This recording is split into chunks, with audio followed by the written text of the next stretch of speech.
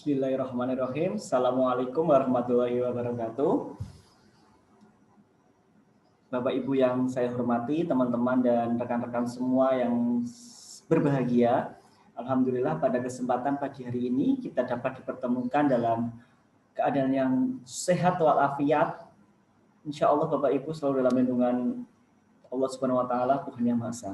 Bapak Ibu, tanpa mengurangi rasa hormat, pada kesempatan hari ini saya akan memberikan paparan tentang penyusunan IPMLH untuk calon sekolah adiwiyata. Mohon maaf kita tidak bisa bertatap muka secara langsung karena keadaan kita yang masih dalam situasi yang seperti ini, dan kita selalu berdoa semoga keadaan ini akan cepat berakhir.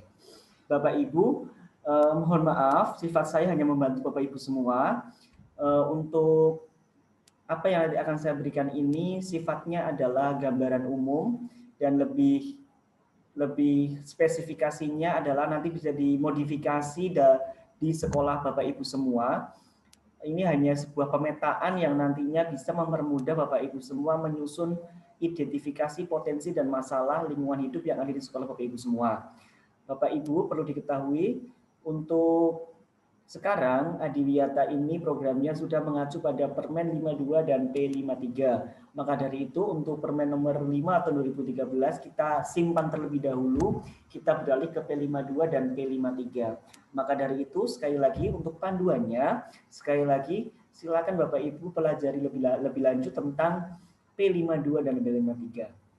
Baik, Bapak Ibu, berikut akan saya berikan paparan tentang identifikasi potensi dan masalah lingkungan hidup yang ada di sekolah beserta dengan ketahanan bencana. Karena pada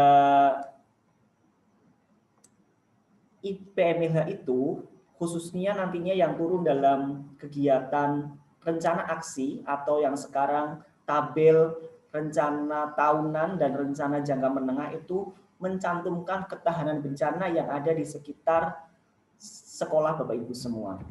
Baik, Bapak Ibu, ada 3 isu yang harus kita angkat, yaitu yang pertama isu lokal, kedua isu nasional, dan yang ketiga adalah isu global. Isu lokal itu bukan hanya isu yang ada di lingkungan sekolah saja, tetapi sudah kepada isu di kota Bapak Ibu semua. Isu di provinsi Bapak Ibu semua, kota Semarang misalnya, isunya pasti rob, banjir, dan lain sebagainya ya. Itu nanti disesuaikan Bapak Ibu. Kemudian nasional jelas yang sudah menjadi isu nasional, khususnya isu lingkungan nasional, dan isu global yang sudah mendunia di saat ini itu apa. Jangan hanya mencantumkan isu persampahan Bapak Ibu, karena isu persampahan itu sudah menjadi isu global, maka isu persampahan itu sebaiknya sudah hal yang umum. Yang lebih spesifik di isu lokal dan nasional yang ada di Bapak Ibu semua, bahkan itu menjadi potensi ataupun masalah, itu bisa dicantumkan. Silahkan Bapak Ibu. Selanjutnya, pada IPMLH ini kita akan mengangkat beberapa konsep. Yang pertama adalah tentang pemanasan global. Ya, pemanasan global itu yang dari isu global, mendunia, kemudian turun ke perubahan iklim, dampaknya seperti apa, kemudian kita nanti ada respon atau tindakan seperti apa, yang nantinya kita hanya ada apakah kita beradaptasi atau kita melaksanakan mitigasi, atau bahkan dua-duanya. Kalau adaptasi kan kita menyesuaikan perubahan yang ada, seperti sekarang saat ini ya Bapak Ibu, kita harus beradaptasi dengan kebiasaan normal baru, harus 3M, bahkan sekarang sudah ada 5M, begitu. Kemudian kalau mitigasi itu upaya pencegahannya, begitu. Ya, ini tidak akan saya ulangi Bapak Ibu karena ini sudah diberikan pada saat yang kemarin. Materi ini sebenarnya saya adopsi dari materinya KITA dari Himpunan Penggiat Adiwiyata Indonesia atau HPAI, yang pada saat itu kami mengikuti kegiatan webinar dan ini saya berikan kepada Bapak Ibu semua. Selanjutnya, untuk identifikasi potensi dan masalah lingkungan hidup itu mempunyai 3 tujuan yang utama. Yang pertama adalah Bapak Ibu nanti mendapatkan data potensi dan masalah lingkungan hidup di sekolah, bahkan di daerah masing-masing, serta nantinya ada potensi, baik itu potensi lingkungan ataupun ketahanan bencana. Jadi Bapak Ibu nanti bisa memetakan potensi dan masalah yang ada di lingkungan sekolah Bapak Ibu semua. Oke. Selanjutnya Bapak Ibu, nantinya dengan adanya pemetaan tersebut, Bapak Ibu mengetahui pencapaian perubahan perilaku warga sekolah dalam hal lingkungan. Bagaimana sikapnya dengan lingkungan, bagaimana beradaptasi, bagaimana bermitigasi dalam mencapai perubahan perilaku warga sekolah, serta nantinya pasti ada perubahan fisik lingkungan, sehingga tidak lagi Bapak Ibu adiwiyata itu pembangunan fisik secara besar-besaran, membuat taman dan lain sebagainya, tetapi lebih kepada pencapaian perubahan fisik atau perubahan perilaku warga sekolah. Perilaku yang ramah lingkungan, GPBLHS, Gerakan Peduli dan Berbudaya Lingkungan Hidup di Sekolah. Jadi perubahan perilakunya untuk peduli dan berbudaya lingkungan itu. Selanjutnya Bapak Ibu, IPMLH ini adalah sebagai dasar untuk menyusun program GPBLHS. Jadi Bapak Ibu, program tahunan dan program jangka menengah yang Bapak Ibu susun nanti di sekolah melalui tim, rapat kerja tim, merupakan acuannya adalah IDS dan IPMLH. Jadi jangan sampai antara IDS, IPMLH tidak ada korelasinya terhadap rencana aksi atau rencana kegiatan tahunan, program tahunannya. Jadi satu kesatuan atau integrasi, Dasar dari program adalah IPML dan IDS. Ya, IDS tadi yang sudah saya sebutkan pada pertemuan kemarin adalah bahwa IDS melalui 8 aspek standar nasional pendidikan. Ya, formatnya sudah saya berikan. Tolong tidak kosong, tidak hanya menyebutkan 1-2 aspek saja.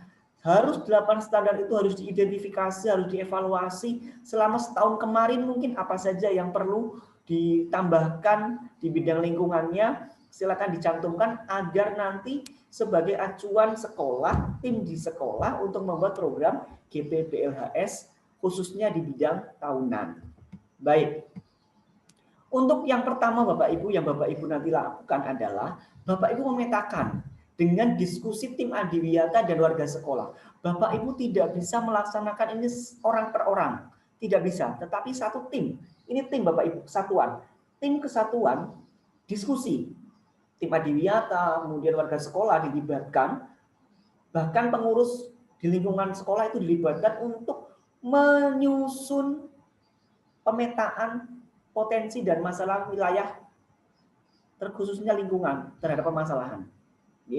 Setelah itu, Bapak Ibu menyusun informasi dari berbagai sumber. Ini gunanya diskusi. Setelah diskusi, kemudian nanti coba dikorelasikan, dikompar juga dengan peraturan daerah yang ada terkait dengan peraturan-peraturan tentang lingkungan yang ada di daerah. Nah, selanjutnya Bapak Ibu, ini yang penting. Karena kita ada di sekolah, maka kegiatan-kegiatan yang tadi kita laksanakan melalui tim diskusi di sekolah, kita survei terkait dengan kebutuhan belajar warga sekolah dan masyarakat.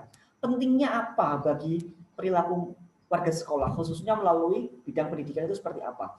Jadi antara tim dengan kurikulum, tim adiwiyata dan kurikulum itu tidak terpisahkan, saling mengaitkan. Begitu. Ini 4 tahap yang harus Bapak Ibu laksanakan. Jadi tidak ada jalan sendiri-sendiri antara tim adiwiyata, kurikulum, kemudian sarpras, itu tidak ada. Tapi saling bersinergi bersama-sama. Baik, ada 3 Bapak Ibu yang menjadikan jika itu masalah di sekolah panjenengan, pasti di situ ada pertama kondisinya. Kondisi diidentifikasi, lingkungannya bagaimana. Dan bagaimananya itu pasti punya sebab. Punya sebab bagaimana kondisi itu terjadi. Nah, setelah itu timbul dari diskusi itu adalah solusi. Apakah itu ide, apakah itu pendapat, ya dari hasil diskusi itu yang nantinya menjadi sebuah program yang dilaksanakan Bapak Ibu di sekolah untuk membuat kondisi yang awal tadi tertangani, paling tidak ya. Itu jika masalah. Sekali lagi jika itu masalah, maka silakan kondisinya apa, dicari sebabnya, kemudian solusinya apa, didiskusikan bersama-sama. Selanjutnya jika itu sebuah potensi Bapak Ibu, maka pasti ada kondisi real di sekolah. Potensinya apa, diidentifikasi. Setelah itu, dari potensi itu kira-kira Bapak Ibu punya inovasi, punya gagasan, ide, atau hal apapun pengembangan untuk lebih mengembangkan potensi yang ada di sekolah Bapak Ibu melalui kondisi real, sekali lagi kondisi real yang ada di sekolah. Dan ini sebagai dasar juga untuk menyusun gerakan di sekolah Bapak Ibu. Oke, itu. Selanjutnya, jangan lupa Bapak Ibu, buat skala prioritas. Apakah itu penting? Ya, pentingnya seberapa, jangka menengah lah, jangka pendek lah, atau mendesak, gitu-gitu, atau bahkan program itu tidak begitu mendesak sehingga dilaksanakan mungkin bisa menjadi program tahun keempat, program tahun ke-5, tahun ke-3, atau bahkan itu tidak penting. Yang penting ini dulu, pengelolaan sampah dulu, karena sampah kita belum terpilah. Jadi kita harus membuat sistem operasional prosedur atau standar operasional prosedur untuk pengelolaan sampah di sekolah, begitu misalkan. Jadi mana yang diselesaikan lebih dahulu, silakan menjadikan itu yang paling penting dan mendesak. Jadi skala prioritas itu paling penting Bapak Ibu. Oke. Selanjutnya Bapak Ibu, ini adalah tabel potensi dan masalah. Apabila itu masalah, pasti ada sebab, solusi, dan skalanya, skala prioritasnya. Nah, skala prioritas ini nanti Bapak Ibu bisa Bapak Ibu cantumkan dalam rentang waktu. Kalau memang itu dalam waktu 1 tahun, bisa dalam waktu bulan keberapa, di checklistnya. Monggo Bapak Ibu nanti bisa berkunjung lagi ke P52 dan P53, di situ sudah ada tabel untuk rencana kegiatan tahunan dan rencana jangka menengah. Di situ ada tabel yang tahunan dan yang tahun pertama sampai keempat. Itu bisa dimasukkan skalanya itu di situ Bapak Ibu. Apabila itu potensi, maka gagasannya apa di sini? Gagasan itu Bapak Ibu bisa dimasukkan dalam bentuk kegiatannya dan solusinya itu juga dalam bentuk kegiatannya. Ya, sekali lagi, masalahnya apa? Kemudian solusi ada gagasan itu adalah bentuk dari real kegiatan yang nanti Bapak Ibu laksanakan melalui program atau program kegiatannya apa, itu solusi dan gagasan. Oke, baik. Bapak Ibu, berikut adalah 6 aspek PRLH, perilaku ramah lingkungan hidup, yang menjadi dasar Bapak Ibu menyusun program. Yang pertama adalah tentang kebersihan, sanitasi, dan drainase. Jangan lupa Bapak Ibu, dari Permen nomor 5 tahun 2013 menjadi P52 dan P53 sudah dikemas sangat apik Bapak Ibu oleh Kementerian Lingkungan Hidup dan Kehutanan bahwa menjadi 6 aspek perilaku ramah lingkungan hidup. Dari yang kebersihan, sanitasi, drainase, kemudian pengolahan sampah dan dengan konsep 3R, kemudian menanam, kemudian memelihara pohon dan tanaman, serta konservasi air, konservasi energi, dan inovasi terkait PRLH. Kemudian mungkin bisa ditambahkan tentang penguatan kader adiwiyata. Oke, Bapak Ibu. Selanjutnya, yang pertama kita akan mengidentifikasi sumber daya air. Yang pertama Bapak Ibu, petakan kondisi penggunaan air di sekolah. Apabila airnya itu berasal dari PDAM, silakan diestimasikan berapa budget yang keluar, yang masuk begitu. Kemudian apabila dari sumber dangkal, sumur dalam, sumur hujan, silakan Bapak Ibu identifikasikan. Petakan kondisi penggunaan air. Untuk konsumsinya berapa, untuk kebutuhan sanitasi berapa, perawatan gedungnya berapa, untuk menyiram tanaman berapa, untuk wudhu berapa, dan lain-lain sebagainya. Boleh dalam skala liter, boleh dalam skala besarnya berapa, volumenya, kemudian boleh habisnya berapa, yang tahu Bapak Ibu semua. Jadi silahkan dipetakan kondisi penggunaannya. Untuk saat ini saya yakin karena ada anjuran untuk cuci tangan dengan sabun setiap saat dan air yang mengalir, maka pasti kebutuhan sanitasi kita semakin banyak. Maka dari itu Bapak Ibu silahkan dipetakan sekali lagi kondisi penggunaan air di sekolah, baik pada saat masuk dan keluar. Dalam arti pada saat penampungan airnya itu ada berapa, kita mempunyai air berapa banyak, kemudian keluarnya berapa. Hanya di lingkup sekolah saja Bapak Ibu. Saya kan sudah banyak sekali ini Bapak Ibu. Ya indikator-indikatornya ini bisa dijadikan acuan Bapak Ibu. Selanjutnya, Bapak Ibu juga harus mempunyai konsep pengelolaan sumber daya air. Ya, kalau kita hanya mengikuti siklus hidrologi, ya siklus air, maka hanya seperti ini Bapak Ibu. Ya, karena memang sekarang musim hujan ya, jadi potensi air yang ada di sekolah kita pasti lebih banyak. Tetapi pikirkan juga apabila di musim kemarau, apalagi sekolah-sekolah yang ada pada tanah yang kering, potensi untuk kemaraunya, untuk serapan airnya itu sangat susah. Maka itu juga harus menjadi sebuah masalah yang harus dipetakan juga dan dipecahkan juga Bapak Ibu. Untuk siklus hidrologi atau siklus air ini, saya yakin Bapak Ibu sudah sangat paham, tidak perlu saya ulang. Nah, Bapak Ibu perlu diingat bahwa air adalah sumber kehidupan. 70% kehidupan kita menggunakan air, bahkan di tubuh manusia ini 70% juga terdiri dari air. Jangan sampai di musim hujan ini kita boros, nanti di musim kemarau kita kekurangan air, ya. Itu sangat tidak bijak Bapak Ibu. Bukan orang adiwiyata banget kalau misalkan masih berperilaku seperti itu, yang tidak hemat air dan tidak bijak air. Nah, Bapak Ibu, kemudian Bapak Ibu, ini ada contoh beberapa tentang gerakan peduli air. Yang pertama ada edukasi warga sekolah, kampanye hemat air, pembuatan lubang biopori, pemanen air hujan atau RWH, kemudian membuat sumur resapan, membuat keran hemat air, penyiraman otomatis, kemudian pemisahan antara black water dengan grey water, ya, kemudian adanya pelampung air otomatis hingga nanti apabila sudah penuh kemudian langsung berhenti. Jangan lupa Bapak Ibu, perawatan instalasi air, kemudian meteran air harus terukur, serta ekodrainase Bapak Ibu. Ini yang jarang ya Bapak Ibu. Kita lebih baik menggunakan yang instan drainase daripada ekodrainase. Kemudian perbaikan atau melihat kembali instalasi air wudhu kita. Nah, ipal kantin itu bagaimana?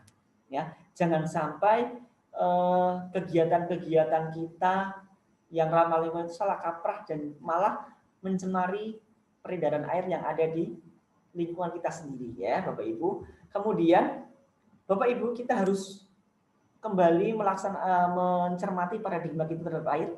Kalau dulu kita memandang air itu bagaimana cepat-cepatnya air itu menuju air ke laut atau sungai, ya.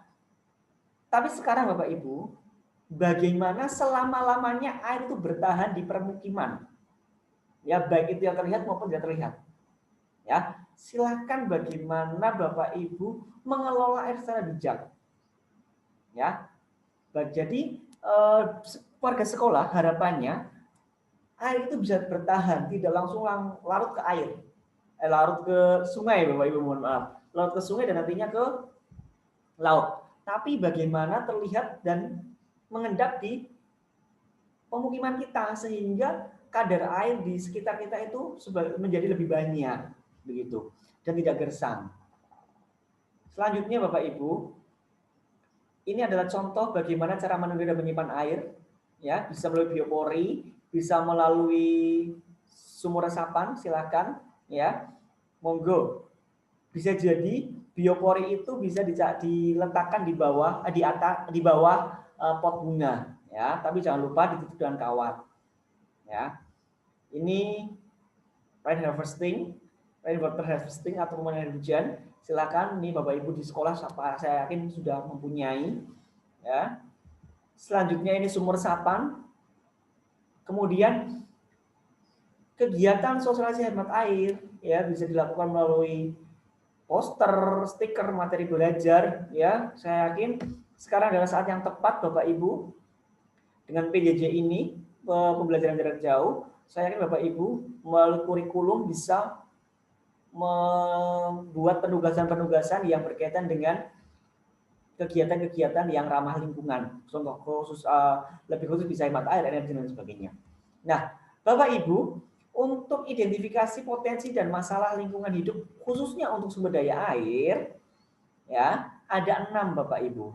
Yang pertama, bagaimana Bapak Ibu khususnya warga sekolah terkait dengan literasi sumber daya air.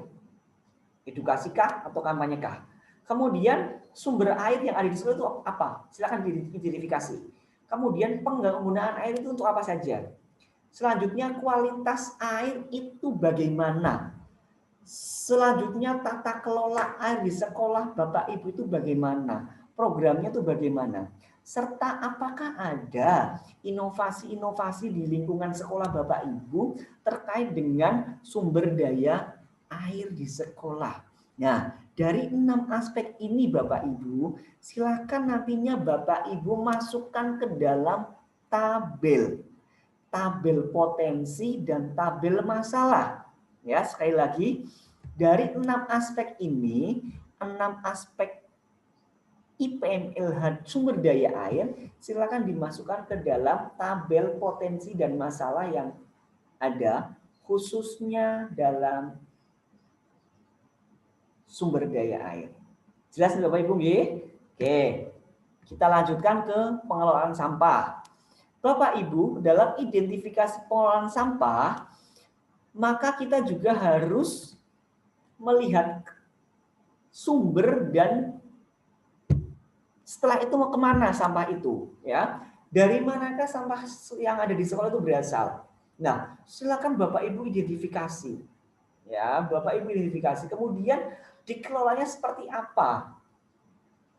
Bagaimana cara pengelolaan sampah di sekolah Bapak Ibu? Sudah ada SOP-nya apa belum? Silakan dikelola dengan baik, diidentifikasi dan dipetakan dengan baik.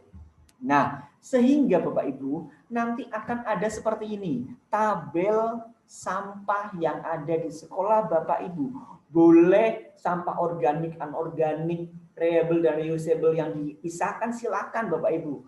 Dibuat 2 tabel boleh, dibuat 1 tabel boleh. Keterangannya di sini dikelola dengan baik atau di reuse dengan dikelola dengan 3R atau apa itu silahkan.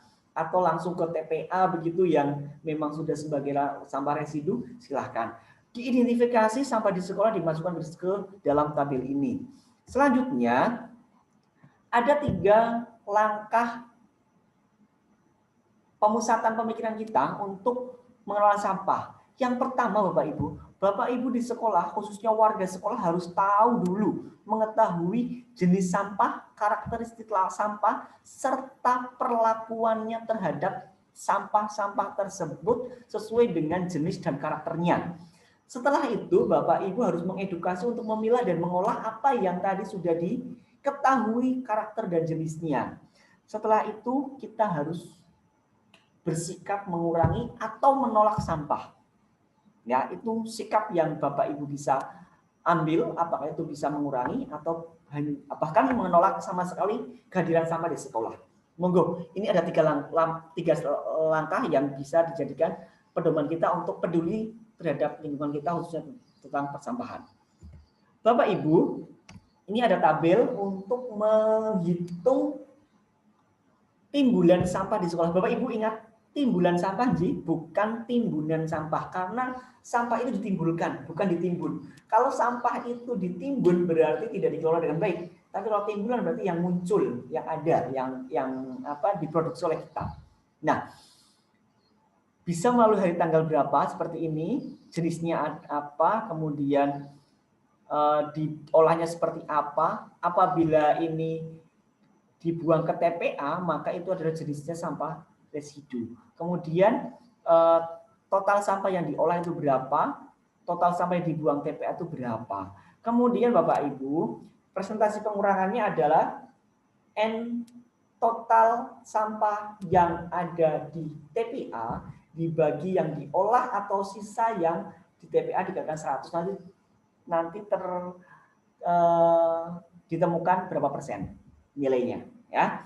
Oke, karena tabel timbulan sampah itu nanti juga ada di kuesioner yang ditanyakan di berkas yang Bapak Ibu lampirkan. Oke. Kemudian Bapak Ibu, untuk IPM-LH sampah itu ada 8 Bapak Ibu. Yang pertama, bagaimana Bapak Ibu semua di warga sekolah itu tentang edukasi tentang persampahan, kemudian sumber sampah di sekolah itu bagaimana, lokasi ditemukan sampah di sekolah itu di mana saja, kemudian sarana dalam rangka pemilahan dan pengelolaan sampah di sekolah itu bagaimana, kemudian kondisi sampah dan pengolahannya Bapak Ibu di lingkungan sekolah dan sekitar sekolah itu bagaimana, diidentifikasi, dipetakan, kemudian timbulan sampah di sekolah itu berapa, tata kelola atau SOP pengolahan sampah di sekolah itu bagaimana, serta program pengelolaannya bagaimana. Silakan dari 8 ini Bapak Ibu cantumkan dalam bentuk tabel potensi dan masalah. Sebabnya apa, gagasannya apa untuk hal tersebut, solusinya bagaimana, skalanya, apakah itu skalanya, skala prioritasnya itu mendesak ataupun tidak mendesak untuk tahun atau jangka menengah. Silahkan Bapak Ibu itu disesuaikan dengan hasil keputusan diskusi bersama warga sekolah. Selanjutnya, untuk identifikasi pengelolaan energi. Nah, bagaimana perjalanan penggunaan energi listrik di sekolah Bapak Ibu? Dari mana sumbernya, begitu ya, digunakan untuk apa saja, ya. Mungkin bisa untuk diidentifikasi untuk komputer, printer, AC, kipas angin, kulkas, dispenser, dan sebagainya Bapak Ibu, ya, disesuaikan dengan yang digunakan di sekolah Bapak Ibu semua. Untuk energi Bapak Ibu bisa mengidentifikasi dari yang pertama, literasi tentang konservasi energi di warga sekolah. Bagaimana edukasi tentang konservasi energi warga sekolah di sekolah Bapak Ibu. Saya yakin loh di setiap sekolah berbeda-beda, J. Kemudian barang-barang elektronik yang menggunakan listrik di sekolah Bapak Ibu itu apa saja? Pasti berbeda-beda. Kemudian masing-masing list barang elektronik tersebut pasti punya daya. Wattnya berapa Bapak Ibu itu bisa diidentifikasi. Unitnya berapa yang tersedia. Kemudian penggunaannya, peraturannya bagaimana begitu? Apakah itu otomatis mati sendiri ataukah manual dimainkan seperti itu? Nah, kemudian apakah ada kebijakan-kebijakan terkait dengan hemat energi? Nah, kemudian Bapak Ibu jangan lupa dalam mengidentifikasi energi listrik atau energi yang ada di sekolah harus muncul berapa sih budget yang dikeluarkan selama ya minimal 3-6 bulan sebelumnya atau terakhir kali. Itu tidak perlu dilampirkan buktinya, estimasi saja ya, kira-kira berapa yang dikeluarkan begitu. Setelah itu 8 aspek ini dimasukkan ke dalam tabel ke audit energi. Ya, ini tabel audit peralatan, berapa dayanya, jenisnya apa saja, unitnya apa, kemudian pemakaiannya untuk jamnya berapa saja. Bapak Ibu. Kemudian energi yang digunakan berapa begitu. Ya. Selanjutnya Bapak Ibu, 8 aspek tadi, 8 identifikasi tadi yang sudah dipetakan, silakan dimasukkan ke dalam tabel potensi dan masalah yang ada di sekolah. Yang ada di sini Bapak Ibu ya. Jangan lupa skalanya, solusinya apa, gagasannya apa. Selanjutnya penanaman dan pemilihan pohon tanaman. Jangan lupa Bapak Ibu, kita cantumkan ketahanan pangan. Oke. Ada 8 juga identifikasi yang harus ada pada penanaman dan pemeliharaan pohon tanaman. Bagaimana Bapak Ibu warga sekolah itu di sekolah panjenengan literasi terhadap keanekaragaman hayati, ya. Setelah itu ada tidak nama pohon dan tanaman yang ada di sekolah, identifikasi pohon dan tanaman di sekolah, ya. Tersedia apa tidak? Kemudian ada tidak penambahan jumlah pohon di setiap tahunnya? Ya, apakah stagnan segitu terus? Apakah setiap tahun bertambah atau bahkan berkurang? Silakan diidentifikasi. Kemudian ada tidak tanaman khas lokal daerah yang dibudidayakan di sekolah panjenengan? Kemudian budidaya-budaya apa saja yang dilakukan di sekolah? Kemudian bagaimana sih SOP perawatan tanaman di sekolah? Mungkin bisa SOP, bisa tata tertib, bisa kebijakan bagaimana pengelolaan tanaman dan perawatan tanaman di sekolah Bapak Ibu semua. Selanjutnya, dari penanaman tersebut ada tidak pengolahan hasil dari produktivitas tanaman. Ya, misalkan di situ ada lahan apotek hidup ya, kunyit misalkan, kunyit, serai. Ternyata saking banyaknya, maka sekolah mengolah menjadi jamu, minuman yang berkhasiat untuk menambah imunitas. Karena sekarang di masa pandemi begitu. Silakan, ini Bapak Ibu itu dikelola. Bagaimana pengelolaannya? Saya yakin Bapak Ibu mungkin berorientasi pada produk unggulan sekolah pada saat yang lama. Silakan itu bisa menjadi dasar IPMH di aspek pohon dan tanaman. Kemudian yang terakhir adalah kondisi tutupan vegetasi di sekitar sekolah. Jadi vegetasi apa yang ada di sekitar sekolah, silahkan itu juga diidentifikasi. Pasti nanti akan ada muncul identifikasi jenis tanah yang ada di sekolah itu tingkat kesuburannya bagaimana, pasti nanti akan ditemukan juga Bapak Ibu. Ya. Maka dari itu Bapak Ibu, dengan identifikasi ini tidak mungkin dilakukan oleh satu orang per orang, tidak. Harus satu tim bersatu, berdiskusi, memecahkan masalah yang ada di sekolah. Sebagai IPMH itu tadi potensi dan masalah yang ada di sekolah. Selanjutnya, 8 aspek ini ada identifikasi pohon B. Nah, pohonnya apa, diameter batangnya kalau bisa, kemudian terang atau tidak, bagaimana kondisinya, begitu G. Ini bisa diganti.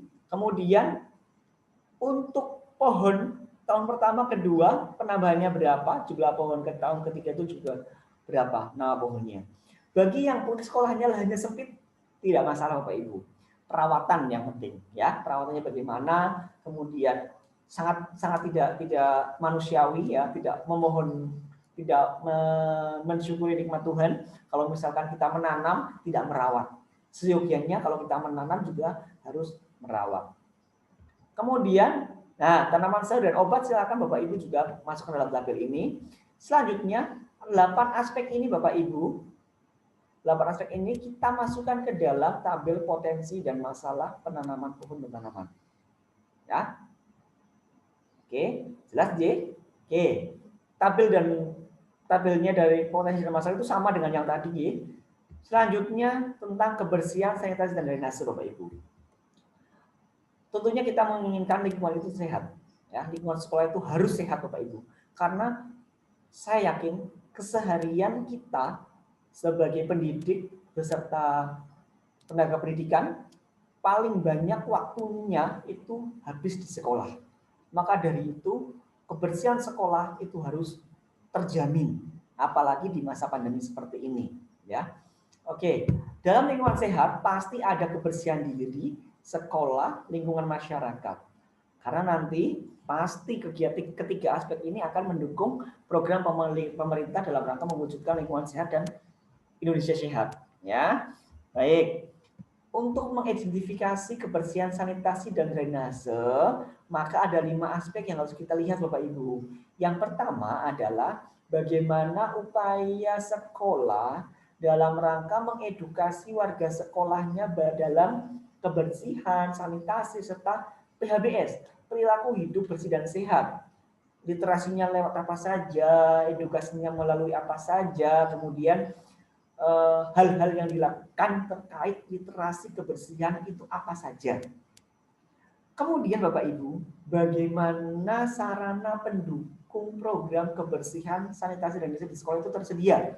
Apa saja sarananya? Ya, yang ada di sekolah Panjenengan itu apa saja? Diidentifikasi. Kemudian kondisi fisik lingkungan sekolah dan sekitar sekolah. Hati-hati Bapak Ibu. Sekolah kita bersih, tetapi lingkungan sekolah kita kotor, sama saja itu kita tidak bisa menjaga kebersihan sekolah. Karena sekolah itu terdiri dari lingkungan dalam dan lingkungan luar. Luar itu bagaimana? Ya luar gerbang kita juga harus ikut bersih. Ya keikutsertaan masyarakat mengelola lingkungan itu juga harus kita libatkan. Kemudian bagaimana Bapak Ibu sekolah itu mempunyai program tata kelola sekolah dan lingkungan di sekitar sekolah juga. Jadi bagaimana Bapak Ibu punya SOP pengelolaan kebersihan sanitasi drainase. Mungkin ada ya Bapak Ibu bagaimana mengontrol Bapak Ibu dalam piket, melalui jurnal dan sebagainya. Itu contoh. Kemudian data kesehatan warga sekolah. Ini penting Bapak Ibu. Penting sekali Bapak Ibu bisa bersinergi dengan UKS, tim UKS di sekolah, bisa bersinergi dengan tim sekolah sehat, ya, bisa berkoordinasi dengan puskesmas ataupun instansi kesehatan terkait, khususnya minimal di unit sekolah, ya, Bapak Ibu, karena data kesehatan warga itu sangat penting untuk menjadikan indikator sekolah itu sehat apa tidak, sekolah itu bersih apa tidak, drainasenya berfungsi apa tidak, gitu. Ya, dari 5 aspek silakan diambil potensinya yang mana, potensinya apa di bidang tadi, aspek tadi, masalahnya apa, dimasukkan dalam tabel yang sudah tersedia. Begitu Bapak Ibu ya. Selanjutnya, terakhir adalah identifikasi potensi bencana daerah. Pada identifikasi potensi bencana daerah, silakan Bapak Ibu berkoordinasi dengan stakeholder yang ada di lingkungan sekolah. Ya, Bapak Ibu bisa memetakan dari bencana alam, bencana non alam, atau bencana sosial. Bencana alam jelas ya, geologis, klimatologis, ya, longsor, rob, dan lain sebagainya. Non alam, wabah, penyakit, atau gagal teknologi. Sekarang kita sedang mengalami bencana non alam, ya, wabah yang insya Allah akan segera berakhir. Bapak Ibu, amin, amin, amin ya rabbal alamin. Kemudian bencana sosial, apakah sekolah Bapak Ibu semua dalam lingkup yang sering ada konflik, ada tawur dan sebagainya, apakah dalam hal lain sebagainya, apakah lingkungan masyarakatnya juga sering berkelahi atau bahkan baru didapatkan ada teroris yang tertangkap di sekitar sekolah Bapak Ibu, itu silakan diidentifikasi dan itu masuk ke dalam Bapak Ibu bagaimana dalam rangka mengupayakan dalam rangka mitigasi bencana, ya, baik itu alam, non alam atau bencana sosial, ya. Ini adalah contoh-contoh bagaimana Bapak Ibu memetakan mitigasi bencana, bencana alam itu ada longsor, dan misalkan longsor itu Bapak Ibu memetakan rawan longsornya bagaimana, kemudian melakukan pembuatan tanggul penahan runtuhan atau melalui batuan. Kemudian kalau misalkan bencana non alam, contoh kegagalan teknologi, mengurangi penggunaan bahan kimia yang mudah terbakar dan sebagainya. Kalau kerusuhan misalkan, ya, hindari kumpulan kelompok yang sedang demo dan sebagainya. Atau bahkan sekarang bencana non alam yang sekarang itu adalah wabah penyakit, maka penerapan hidup bersih itu lebih digalakkan, penerapan protokol kesehatan itu lebih kita utamakan, begitu misalkan seperti ini. Ya, ini juga kegiatan ini yang sedang kita lakukan itu juga salah satu contoh menanggulangi bencana non alam agar penyebaran virus corona ini bisa terkendali, begitu ya, tidak langsung bertatap muka, jadi secara virtual saja Bapak Ibu ya. Nah, monggo di upaya-upaya mitigasi bencana yang ada di sekolah itu apa saja? Mungkin kebakaran lahan, mungkin kebakaran gedung atau runtuhnya gedung. Nah, itu bisa dikoordinasikan, bisa diidentifikasi. Nah, dari IPMH tadi Bapak Ibu ada 3. Yang pertama setelah dipetakan programnya apa, kondisinya apa, dipetakan, dipantau seperti apa. Kemudian bagaimana sekolah mengedukasikan warganya untuk sadar akan bencana yang ada di sekitar sekolah, serta program mitigasi bencana apa yang dilakukan sekolah, sudah atau belum, ya. Kalau belum ada, harapannya programnya ke depan apa untuk menanggulangi bencana yang ada di sekitar sekolah, gitu. Ini tabelnya, masalahnya apa, sebabnya apa, solusinya apa, skalanya bagaimana, ya. Setelah itu Bapak Ibu, jangan lupa dari 6 aspek tadi, ya, 6 aspek tadi, silahkan pindahkan ke tabel rencana program sekolah. Program rencana sekolah. Nah, program IPM-LH yang tadi Bapak Ibu kaji dari 6 aspek, silahkan dimasukkan ke dalam tabel ini. Jangan lupa Bapak Ibu, dalam rangka menyusun rencana program, tentunya didasarkan 2 aspek. Yang pertama adalah IDS dan IPM-LH. Maka jangan lupa Bapak Ibu menganalisa dalam rencana kegiatan itu termasuk dalam program 8 standar nasional pendidikan. Misalkan Bapak Ibu, program penanaman dan pemeliharaan pohon. Misalkan mau menanam pohon pelindung atau peneduh. Maka di 8 standar nasional pendidikan ini masuknya apa? Apakah itu sarana prasarana, masuk standar proses atau apa? Dievaluasi di situ, ya. Bapak Ibu jangan lupa, dalam skala prioritas itu hanya ada 2. Apakah itu nanti masuk ke jangka menengah atau panjang yang per 4 tahun itu, atau ke dalam jangka pendek yang selama 1 tahun atau 12 bulan tadi. Jangan lupa, sekali lagi, tabel-tabel ini adalah isiannya berasal dari tabel-tabel 6 aspek tadi Bapak Ibu. Ya, dimasukkan ke dalam rencana program. Setelah itu diidentifikasi dan dianalisa dengan pengintegrasian ke dalam program 8 standar nasional pendidikan yang sudah dievaluasi melalui evaluasi diri sekolah bidang lingkungan. Ya, nanti akan saya, kalau masih ada waktu akan saya tayangkan contoh IDS-nya. Ya, setelah itu skala prioritasnya apakah itu jangka menengah atau untuk jangka pendek yang per 1 tahun. Silahkan Bapak Ibu diidentifikasi. Selanjutnya ini lingkup standar nasional pendidikan, ini Bapak Ibu saya yakin sudah tahu, sudah paham dan sudah hafal. Apalagi akhir-akhir ini sudah melaksanakan PKKS, ya luar biasa. Nah, jangan lupa kuncinya adalah di 8 standar nasional pendidikan. Maka dari itu pada awal tadi saya menyebutkan tidak logis apabila sekolah dalam menyusun program itu hanya 1 tim, yaitu tim Adiwiyata tanpa melibatkan stakeholder yang ada di sekolah, terutama kurikulum. Karena jalan tidaknya program sekolah itu juga tergantung kebijakan di kurikulum yang digunakan di sekolah itu apa. Karena kurikulum kan sudah membuat rencana program kegiatan selama setahun tadi.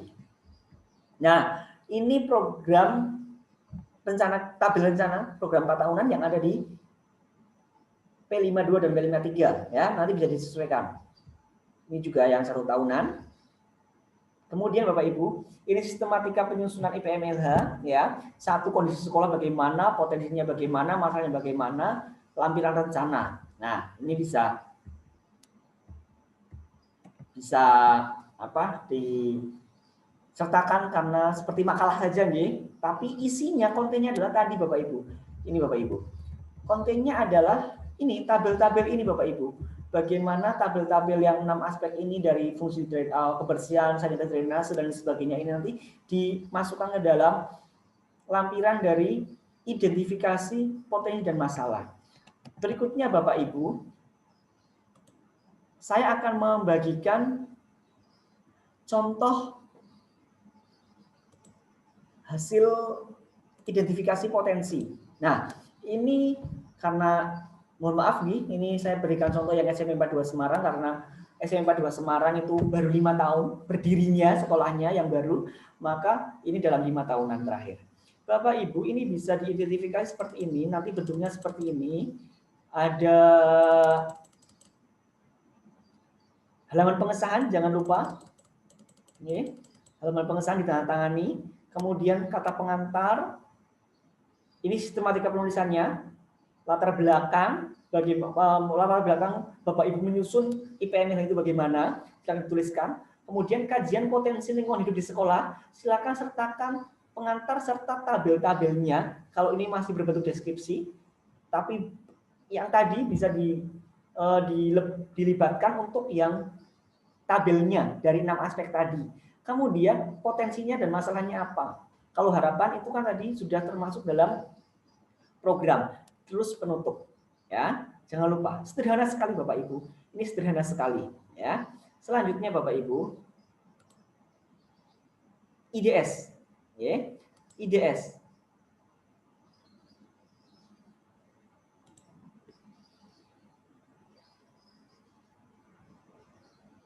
Untuk IDS, sekali lagi akan saya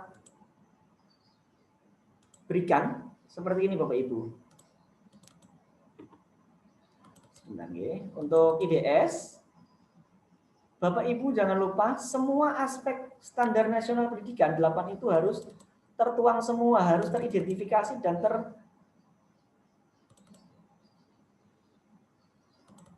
harus terevaluasi semua. Jangan hanya dari salah satu saja. Jangan hanya dari salah satu saja Bapak Ibu. Baik, ini saya akan share IDS. Nah, ini. IDS-nya adalah IDS tahun kemarin Bapak Ibu. Evaluasi sekolah bidang lingkungan. Jadi IDS yang dilampirkan itu bukan IDS jaring-jaring yang dari PMP, walaupun standarnya memang dari 8 standar nasional pendidikan. Begini Bapak Ibu. Nah, contoh standar isi bagaimana sekolah dalam memasukkan kegiatan kurikulum dan kegiatan kurikuler dan ekstrakurikuler, bagaimana begitu prosesnya juga iya, silakan diidentifikasi. Setelah itu pengelolaan bagaimana, pada saat standar pembiayaan juga bagaimana Bapak Ibu, walaupun RKAS sekarang sudah tidak menjadi lampiran dalam bukti administrasi adiwiyata, maka standar pembiayaan itu juga harus dicantumkan karena jerbasuki mau beyongi Bapak Ibu ya, gitu. Selanjutnya bagaimana standar tendiknya, GTK-nya, sarprasnya bagaimana yang ada di sekolah Bapak Ibu selama tahun kemarin, dievaluasi khususnya dalam bidang lingkungan, dalam pendidikan serta SKL-nya. Ini beda warna karena harus scanan nih Bapak Ibu. Kemudian 8 aspek ini Bapak Ibu dianalisis. Ya. Sekali lagi Bapak Ibu, itu saja dari IPMLH yang nantinya bisa membantu Bapak Ibu untuk menyusun program tahunan dan program jangka menengah. Selanjutnya Bapak Ibu, jangan lupa, sekali lagi jangan lupa, IDS dan IPMLH itu harus turun ke rencana program. Indikator penilaian itu di situ Bapak Ibu. Korelasi antara IPMLH, IDS, dan rencana program atau RKT atau RKJM.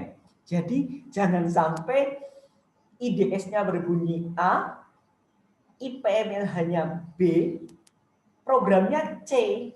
Tidak bisa Bapak Ibu. Harus satu integral. Ya, harus saling berkorelasi. Ya. Kita membuat biopori, programnya nanti pembuatan biopori. Identifikasi dulu. Apa sih yang menjadikan dasar pembuatan biopori? Oh, ternyata selama ini sumber daya air kita setelah pada saat turun ke tanah langsung hilang. Maka dengan adanya identifikasi itu kita perlu membuat biopori. Itu Bapak Ibu saya rasa jelas. Insya Allah ini bisa mewakili pemaparan saya di kegiatan pendampingan ataupun sharing bersama untuk persiapan Bapak Ibu mengikuti seleksi tingkat provinsi. Padahal ini juga bisa digunakan untuk pada saat nanti Bapak Ibu memaju tingkat kota, provinsi, nasional, itu bisa digunakan.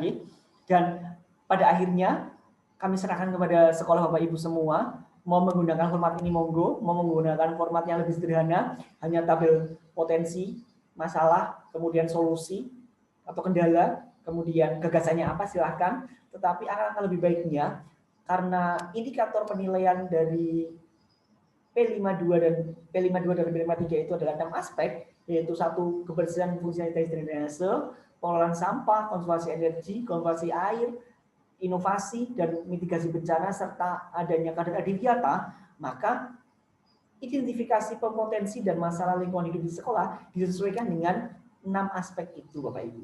Karena apa?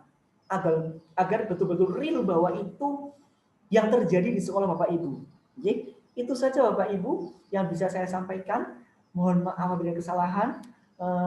Nantinya materi ini akan saya berikan melalui link bit.ly dan foldering nanti yang akan dilampirkan Bapak Ibu pada saat pengumpulan berkas juga akan saya berikan melalui link yang akan saya contohkan di bawah. Bisa di situ ada panduan pengisiannya, kuesionernya bagaimana mengisinya, silakan bisa diisikan. Maka silakan bisa belajar mandiri Bapak Ibu. Kita bisa belajar jauh seperti ini. Konsultasi bisa melalui komen nanti di bawah ataupun lewat pribadi saya, lewat grup bisa, lewat khusus di Kota Semarang sudah ada grup CSAP ya 2021.